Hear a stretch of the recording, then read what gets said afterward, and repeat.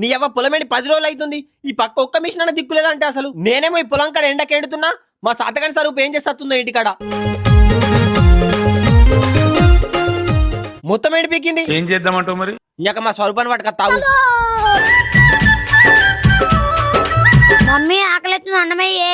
నీ ఆకలి ఆవలవని పొద్దున ఆకలి అంటే కొంచెం ముచ్చట పెడుతున్నావు. పెడతా నీ ముచ్చటకు మంటలుగా ఆడ పొలం ఎండిపోతుంది దేవుడా అంటే ఇడ ముచ్చటకు మూతులు చెప్తున్నావా దొంగ మొక్కం దానా. అగో ఇల్లు ఎగడానికి ఏం పుట్టింది? ఆ పొలం కాడ మిషన్ రాకున్నా నాకే బాధనా? ఆ పాడంగ ముఖం పెట్టుకొని ఆ పొలం మీద కోపం అంతా నా మీద సత్తాడు. ఈ గూద మొక్కని పుట్టాది రోమన్నట్టు కట్టం సాధగాని మాటలైతే ఓ పెద్ద ఉన్నాయి. ఒలనే తీసుకోయి గోపి చూసి మాయాలు గాని అగో మిడిగుడ్లు పెట్టుకొని ఇటే ఇస్తాడు. ఒలనే తీసుకోయి గోపి పోరా.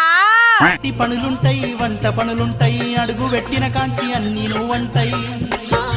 ఓర్ సాధ అన్నాడు. ఓర్ సాయిగా నాకు ధూప బాగా సత్తుందిరా. నాలుకంత ఎండిపోతుంది కొంచెం నీళ్ళేరా. నీళ్ళ మీద కోపం నా మీద ఇత్తవేందే? ఆ పొలం కాడ కోపం అంతా నా మీద సత్తాడు. ఇంటికోయి తాగిరాపో తాగచ్చి మళ్ళగోయి పొలం దెబ్బ అదర్సు కదా.